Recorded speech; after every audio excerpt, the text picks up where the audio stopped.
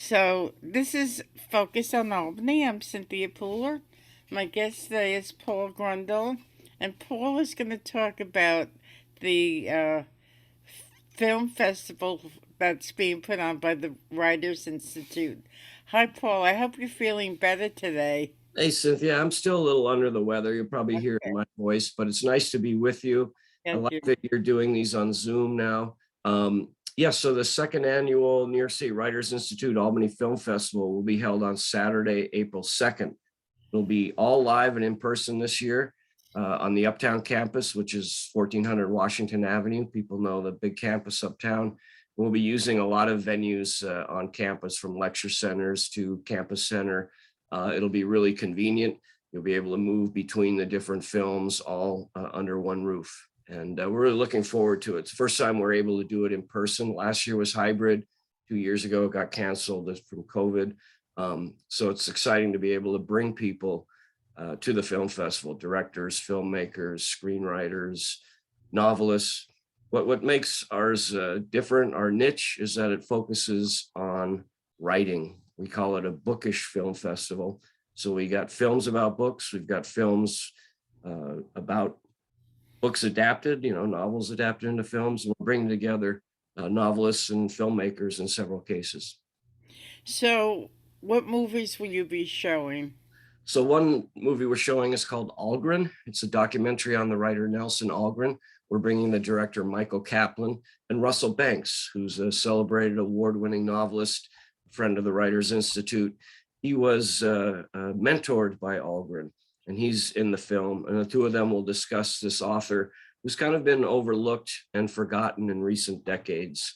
We'll also show a film about Attica, a new documentary about the prison uprising that took place in 1971, a 5-day siege that turned out to be the bloodiest in American history. Stanley Nelson is the director. And when we booked that film, we didn't know that he would be nominated for an Academy Award. His film Attica is up for Best Documentary. We're excited to show that. He had Now, what movie? What book? I'm sorry. What book was this movie based on? it's not particularly based on a book. Not all of the films are based on a book. There is a book that I know he somewhat looked at and relied on, Blood on the Water, Yes. came out a few years ago, but it's not particularly an adaptation of that book. But that's a tremendous work of history. Okay. What else will be shown? So we've got, remember Karen Allen? She was famous for co-starring in Raiders of the Lost Ark. Okay. She's got her directorial debut. What's interesting, it's an adaptation of a short story by Carson McCullers called A Tree, a Rock, a Cloud. It's a beautiful black and white film based on that writer's short story. So that's another example of focusing on films that look at writers and writing in film. We're also showing a really interesting collaboration. I Know This Much Is True. It was a best-selling novel by Wally Lamb.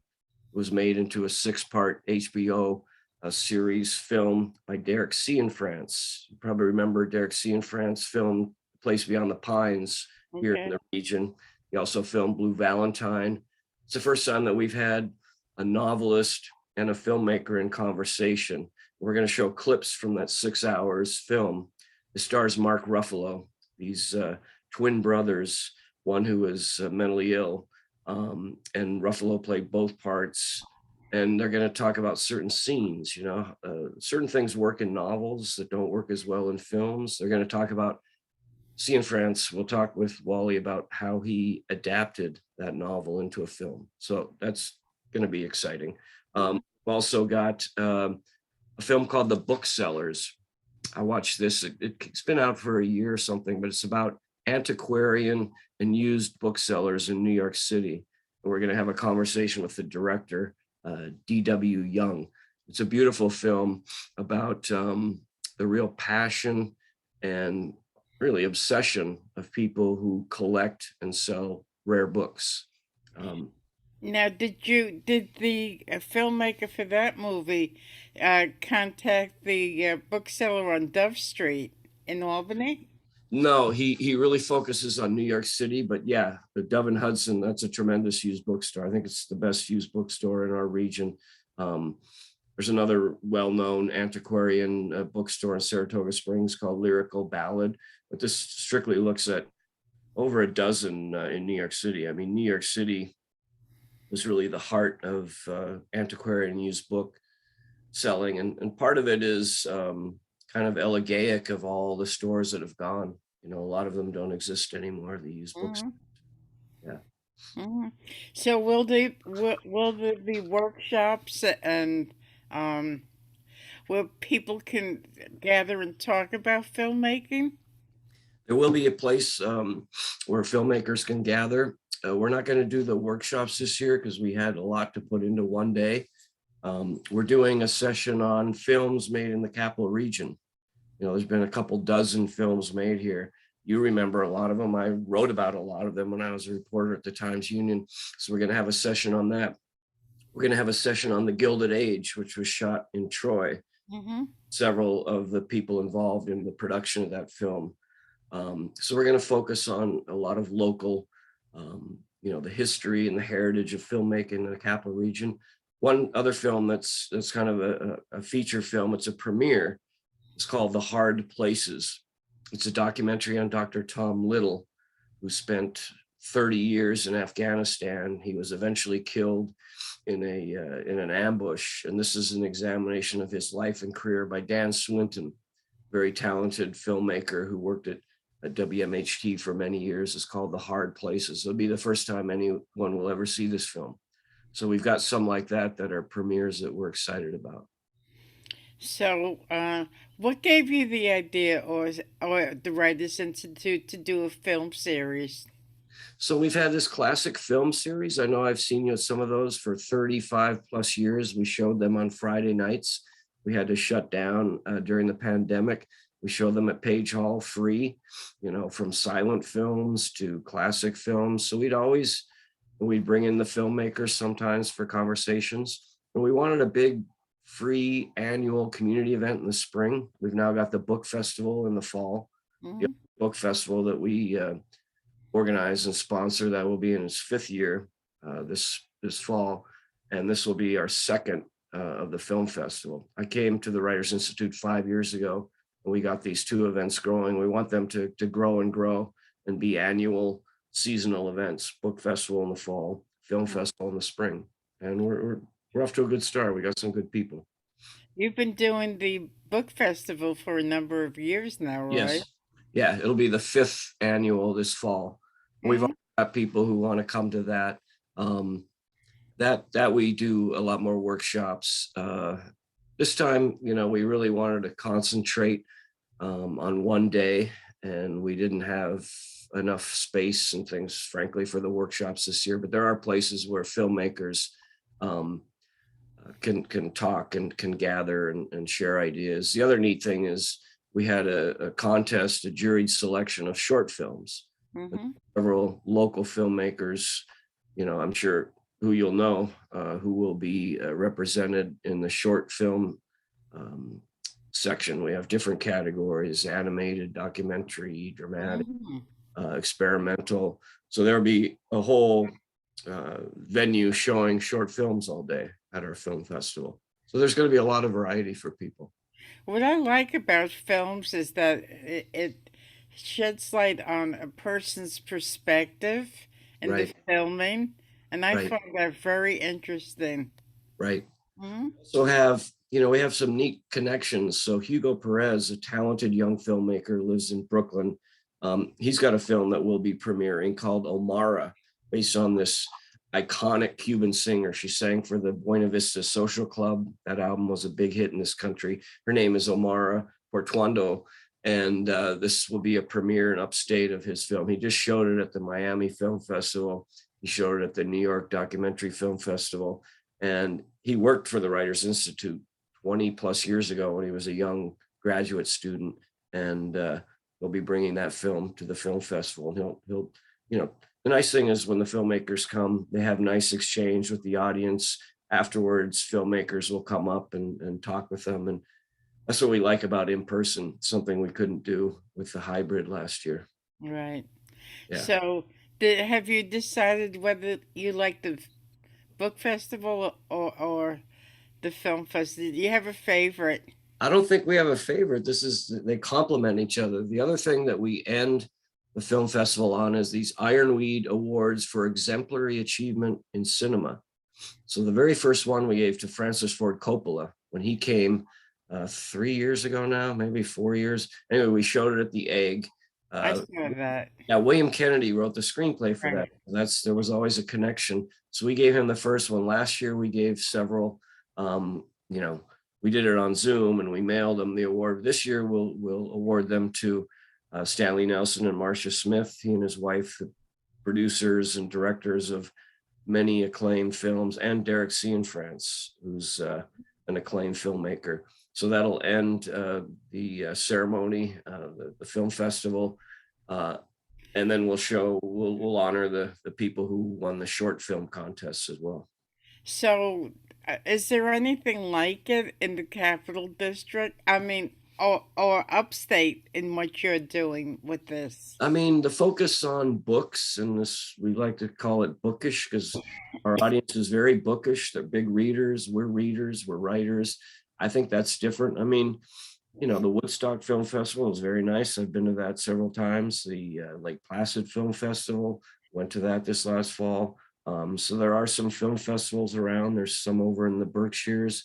But we think this focus on books and movies adapted from books and conversations between filmmakers and fiction writers, we think that gives us a little bit of a niche. So I would say, and the fact that it's on a college campus, that makes it unique. What gave you the idea to do this? Like I said, the classic film series, William Kennedy, our founder, who's my mentor, and we talk all the time. He'd wanted to do this for quite a while. And when I came on board, I said, yeah, we'll get it started. And we had one all laid out 3 years ago, and then COVID hit. We were able to get the book festival started, and then we had to pause a little bit, but we're coming on strong now with the film festival. It will be an annual spring event. It will grow little by little each year, and we welcome people to come. The nice thing is, I don't know any other film festival that's free. I mean, everyone I go to, you have to buy tickets to the films you want to see. You have to Right, pay. You pay for a day pass or a 3-day pass. I mean, we right. for free, really, because we have generous sponsors and donors. Myself and my wife and William Kennedy included, we contribute to what we think is important. So it takes money to do these, and we have people who step up and help sponsor it so we can keep it free. There's no barrier. There's a lot of people who are hurting economically, the price of gas and everything else these days. You can come for free and have an amazing experience. Good. Yeah. So, so when it was the first year, when it was on Zoom, did that? Were you happy with that? Was it? Tell us about that first year when you had a Yeah. Well, book the first year it was going to be on March 18th. And we had everything lined up on campus. And then we saw this virus getting closer and closer. And our campus shut down on March 18th or 13th. 5 days before this big event, we had to shut down, leave our offices, the whole campus shut down. Everyone remembers that time. Then we couldn't do it the next year. So last year we said, let's do a hybrid. So we rented the Malta Drive-In, probably the rainiest night of the year, Oh boy. about 2 or 3 inches, but about 100 hardy people came out and stayed in their cars with the windshield wipers going. And we showed these short films and a couple local documentaries. But we had this projection mapping project, which had never been done in this area. It was really because Chet and Karen Opalka were generous donors that made it possible. And Magic Wig Productions, Justin Main, and a bunch of his really talented multimedia artists created this immersive 3D experience that you could see it for, a half a mile around. And it used the whole side of our building, which is 100 feet long and 50 feet high, as a screen. And it was a really cool, we did it for 4 nights. It was cold, it was a little windy, but people came out and we showed it on a loop every half hour. And That was a lot of fun. So we tried a couple, creative things last year, but this year we finally got the okay to do it live and in person. We still have it'll depend. The mask guidelines could change in the next few weeks, but in classrooms or in large gatherings, still ask people to wear a mask. Um, so hopefully, we're not going to see any more COVID spikes. It seems like it's really trending in the right direction right now. That's good. Mhm. So, I lost my train of thought No, as that's I, okay. I know you've been involved and interested in films, and right. this is an opportunity. We've got a lot of local filmmakers involved in different ways. Some are judging the shorts competition, some are interviewing and moderating sessions, some are showing their films, like Dan Swinton, The Hard Places. That's a premiere for that film. So we have a lot of talent in this region. And the other thing is, we're really celebrating. You've probably noticed many films and TV shows are now filming, up the river, between Hudson and Albany, Schenectady, Troy. Um, there's a lot of film production, which we think is exciting. So all this film production upstate is happened because of COVID, would you say? No, it really happened because of the tax breaks. New York State has to compete with other states and they give tax breaks. And Mm-hmm. it's also more convenient to shut down a couple streets in Poughkeepsie or Albany or Schenectady than in Manhattan. Mm-hmm. Um, so I think it's reasonable that they come up here. It's less congested. It's easier to shoot films, and by doing it in New York State, they get a tax credit. So speaking of filmmakers and writers, how is William Kennedy? He's doing great. We were out at his house to celebrate his 94th birthday back Wow. in January, and he's writing and going strong, and he'll be at the film festival. He really was kind of the inspiration. He founded the Writers Institute with Mm-hmm. MacArthur grant money, and he has a knowledge and an archive of films that is second to none. I mean, he knows every classic film. He can tell you about it. He's got thousands of films in his own collection and library at his house, in addition to thousands and thousands of books. So he always understood, and he used to review films for different magazines, and he's always understood the connection between writing and filmmaking. I mean, every movie begins with a script and the word, the written Right. word, except for silent films and maybe some animation. So that focus on the word, and he has written, several films. He's adapted his own books into screenplays. He's worked on screenplays, so he understands the craft of it. So I had seen um Ironweed at when it was shown. Yeah. So what other books has he written that's been adapted into movies? Well, he did the Cotton Club with Francis Ford Oh, Coppola, right. That's the and one I then saw. yeah, and then he's adapted several of his own novels, which they've gotten very close. In the movie business, there's a lot of people that say they're going to do it, and then they try to find money, they try to find a star. So he adapted Billy Phelan's Greatest Game.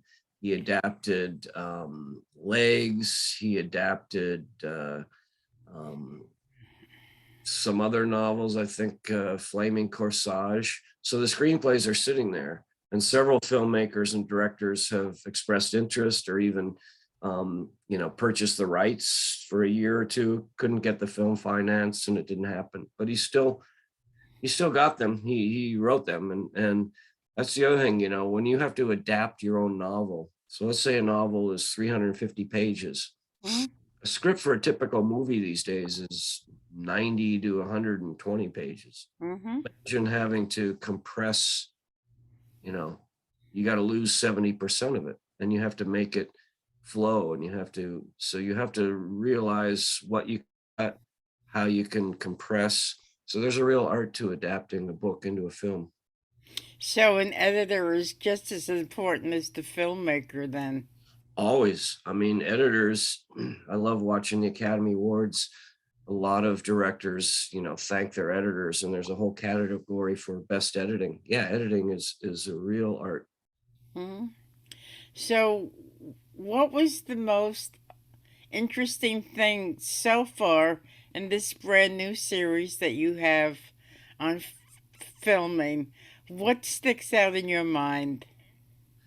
I guess that I'm excited for Derek Cianfrance and Wally Lamb. I'm excited for Karen Allen, who everyone will, she's a celebrity from her films, but now she's trying to be a director, and she's got this film based on a short story. I mean, Carson McCullers is an iconic writer. Um, just to see people kind of trying different things.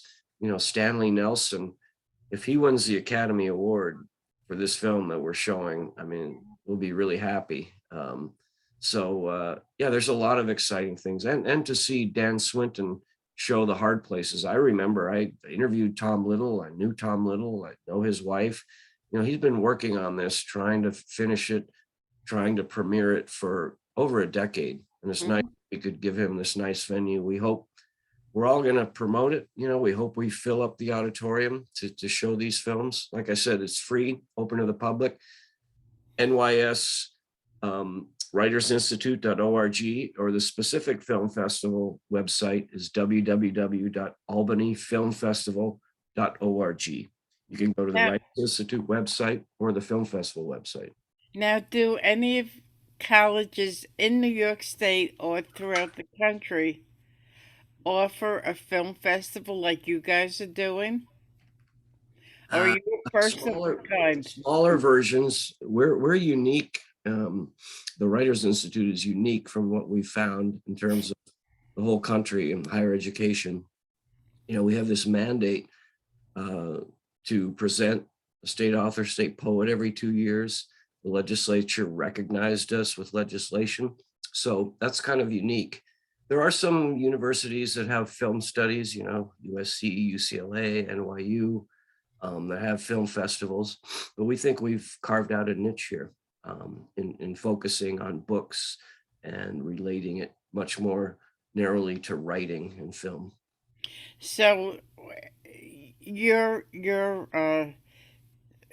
starting like at the when this ends on that date, Yeah. the next day you start creating for the next year's film festival, right? Yeah, we do. We also, for the next year's book festival and for our regular program, if you go to nyswritersinstitute.org right now, you'll see 25 events this semester, and this is one. We've got a thing next Monday. We've got a 2 or 3 a week, some weeks, of regular guests. So while this is kind of our big community event, all day event, films in the spring, books in the fall, we bring many, many writers throughout. And we're also hosting workshops. We've got a fiction writing workshop right now. We've got a poetry workshop going. Um, so we're busy. We do a lot to advance the conversation. That's what we call it, really, where readers and writers meet. And there's a lot to be learned about talking about difficult topics, challenging topics, beautiful, beautiful language. So that's what we do. So do the other colleges in the area come to your festivals? Yeah, we collaborate regularly with, we've done co-promotion, co-sponsorship with College of St. Rose, Russell Sage College, Siena. Skidmore College has a documentary film studies.